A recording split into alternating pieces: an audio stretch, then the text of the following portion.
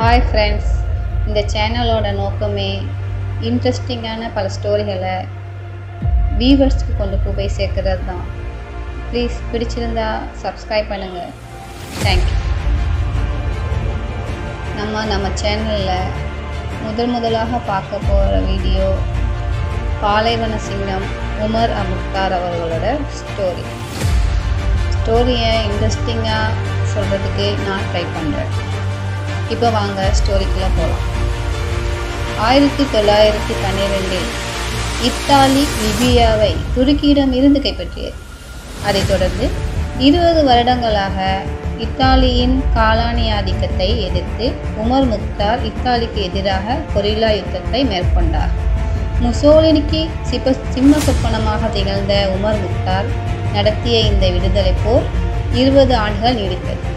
அன்று உலகின் மிகவும் வளம் பொருந்திய பெனிட்டோ முசோலினி உமர் முக்தாரின் பாலைவன புவியியல் போர் தந்திரத்தை புரிந்து கொள்ள முடியாமல் திக்குமுக்காடி போனார் என்பது வரலாறு. இயற்கையில் உமர் முக்தார் மதரசாவில் குர்ஆனை போதிக்கும் ஆசான். ஆனால் யுத்த களத்தில் மிகச்சிறந்த கொரில்லா போர் தந்திரங்களை கையாண்டார். உமர் முக்தார் மேற்கொண்ட போர் தந்திரம் மற்றும் தாக்குதலின் மூலம் பல நேரங்களில் இத்தாலிய படையை நிலைகுலைய செய்திருக்கிறார். 20 ஆண்டுகளாக இத்தாலிக்கு எதிராக உமர் முக்தார் மேற்கொண்ட கொரில்லா யுத்த முறையையும் லிபியாவின் அன்றைய கால அரசியலையும் மையமாக வைக்கப்பட்டு இந்த ஸ்டோரியை உங்களுக்கு நான் சொல்கிறேன். தேங்க்யூ. ஸோ நாம் பாலைவன சிங்கம் உமர் முக்தார் அவர்களோட வாழ்க்கை வரலாற்றை பார்க்கலாம். 1929 ஆண்டு முசோலினிக்கு வந்த பயங்கர கடிதம். 1929 ஆண்டு மார்ச் மாதம் 28 இத்தாலியின் தலைநகரான ரோமாபுரியில் இருந்த அந்நாட்டு சர்வாதிகாரி பெனிட்டோ முசோலினிக்கு லிபியாவில் இருந்து ஒரு விசேஷ செய்தி அவருடைய தனி அறையில் கொண்டு வந்து கொடுக்கப்பட்டது. அதை படிக்க அவர் முகம் கோபத்தால் சிவந்தது. ஆத்திரத்தால் பல முறை தன் எதிரே இருந்த மேஜையை ஓங்கி குத்தினார். தன் இருப்பிடத்தை விட்டு எழுந்து அந்த மாபெரும் மாளிகையில் பொறுப்பு நெடுக்குமாக நடக்கத் தொடங்கினார். தன்னுடைய மொட்டை தலையை பல முறை அழுத்தி கேட்டுக்கொண்டார். பெனிட்டோ முசோலினிக்கு அதிகமான கோபம் வரும் போதெல்லாம் இப்படித்தான் செய்வார் என்பதை அறிந்திருந்த அவருடைய நம்பிக்கைக்குரிய மெய் பாதுகாப்பாளரும் சிறந்த போர்க்களபதியும் அறிவுத்திறன் மிக்கவரும் அதே சமயம் ஆத்ம நண்பருமான கிராசியானி அப்போது முசோலினியின் பக்கத்திலேயே இருந்து அவருடைய நடவடிக்கைகளை எல்லாம் பார்த்து கொண்டிருந்தாலும் எது ஒன்றிலும் குறிப்பிடவில்லை.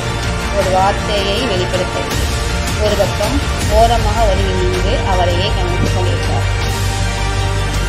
அடிபட்ட வேங்கையை போல அங்கும் இங்கும் உருளோடு உலவிய முசோலினி சிறிது அடங்கி தனது ஆசனத்தில் போய் அமர்ந்தார். அந்த அடக்கத்தை புரிந்து கொண்ட கிராசியானி மெதுவாக மேஜையை பக்கம் நெருங்கி மரியாதையோடு அவர் எதிரே நின்றவாறு அவரிடம் உத்தரவை எதிர்பார்ப்பது போன்று காட்டிக்கொண்டார். இத்தாலி நாட்டின் சக்தி வாய்ந்த அந்த மகா சர்வாதிகாரி தலையை கூட நிமித்தாமல் தன் கையில் இருந்த அந்த நீண்ட கடிதத்தை கிராசியானிடம் நீட்டி உரத்து படியுங்கள் என உத்தரவிட்டார். அந்த கடிதம் லிபியாவின் கவர்னர் ஜெனரலின் காரியதர்சியிடமிருந்து வந்திருந்தது. உச்சமான ரகசியம் என்ற முத்திரையுடன் முசோலினிக்கு நேரடியாக அனுப்பப்பட்டிருந்தது. கிராசியானி அதை சிறிது குரல் உயர்த்தி ஆனால் அமைதியாக படித்தார். கலகக்காரர்களின் சக்தியும் திறமையும் நாளுக்கு நாள் அதிகரித்து கொண்டே வருகிறது. நம்மை அந்நியர் என்றும் அந்நியராட்சியை நாட்டை விட்டே சுற்றுவது ஒவ்வொரு லிபியனுடைய கடமை என்றும் நாட்டின் சுதந்திரத்துக்காக போரிட்டு மடிவது வீர சொர்க்கத்தை அடைவதாகும் என்றும் கலகக்காரர்கள் தொடர்ந்து மக்களுக்கு போதித்து வருகிறார்கள். அவர்களுடைய போதனைகளை மக்கள் பெரிதும் மதிக்கிறார்கள். வீட்டுக்கு ஒரு வீரர் தேவை என்று அவர்களின் தலைவன் விடுத்த வேண்டுகோளை ஏற்று ஒவ்வொரு வீட்டிலிருந்தும் ஒவ்வொரு நபர் ரகசிய படையில் சேர்ந்து நமக்கு எதிராக போராடுகிறான். இதில் நமக்குள்ள சங்கடங்கள் என்னவென்றால் நமக்கு எதிராக போராடுபவர்கள் யார் யார் என்று அடையாளம் கண்டு கொள்ள முடியவில்லை. தொடர்ந்து எதிர்த்து நின்றும் இராணுவ ரீதியில் அவர்கள் யுத்தம் செய்யவில்லை. திடீர் என அவர்கள் கொரில்லா முறையில் தாக்குதல்கள் நடத்துகின்றார்கள். இத்தாக்குதல்களால் நமக்கு மிக பெரும் உயிர் நட்டங்களும் இராணுவ தளவாட நட்டங்களும் ஏற்படுகின்றன. அவர்களோ ஓரிருவரின் உயிரிழப்புக்கு கூட இடம் கொடுக்காமல் மிகவும் சாமர்த்தியமாக தப்பித்துக் கொள்கிறார்கள். பாலைவன யுத்த தந்திர முறைகளை நம்மை விட அவர்களுக்கு அதிகமாக தெரிந்துள்ளது. அவர்கள் எளிதில் தப்பித்துக் கொள்ள வாய்ப்பு உள்ளதாக உள்ளது. மேலும் அவர்களிடமிருந்து நமக்கு நம்பிக்கை உரிய ஒன்றாக ஒரு நபர் கூட கிடைக்கவில்லை. அப்படி கிடைத்த ஓரிரு நபர்களும் அவர்களுடைய ஆசாமிகளாக இருந்து நமக்கு தவறான தகவல்களை கொடுத்து நமது இராணுவத்தை பல இடங்கள் திட்டம் செய்து மிக பெரும் அழிவுகளுக்கு ஆளாக்கிவிட்டார்கள். ஆதலால் அவர்களில் யாரையும் ஒற்றர்களாக நம்புவதற்கில்லை. மக்களில் ஒவ்வொருவரும் கலகக்காரர்களின் தேவையான உதவிகள் அனைத்தையும் செய்கிறார்கள். அவர்களை பிரித்தெறிய முடியவில்லை. கடந்த ஓராண்டுக்கிடையில் நம்முடைய இராணுவ தலைவர்கள் 37 பேர்கள் கொல்லப்பட்டுள்ளனர். இராணுவ வீரர்கள் 2600 பேர் உயிரிழந்துள்ளனர். நம்முடைய கவச மோட்டார்கள் 140 அளிக்கப்பட்டுள்ளன.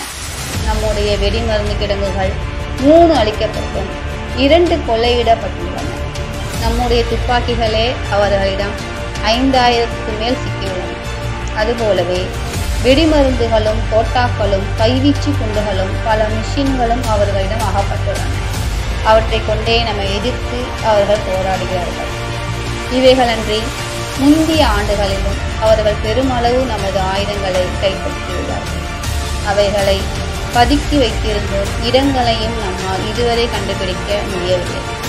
அத்தோடு அவர்களுக்கு நேர்ந்துள்ள உயிரிழப்பு மிகவும் அற்பமானவையே.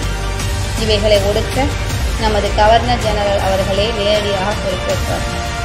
அதன் விளைவாக போர்க்களத்தில் அவர்களே சிக்கி உயிர் துறக்க வேண்டியதாகிவிட்டதை வேதனையோடு தெரிவித்துக் கொள்கிறேன். மேலும் கலகக்காரர்களின் தலைவர் என சொல்லப்படும் உமர் முக்தார் என்பவரை பற்றி நாம் குறைந்து மதிப்பிடுவதற்கில்லை.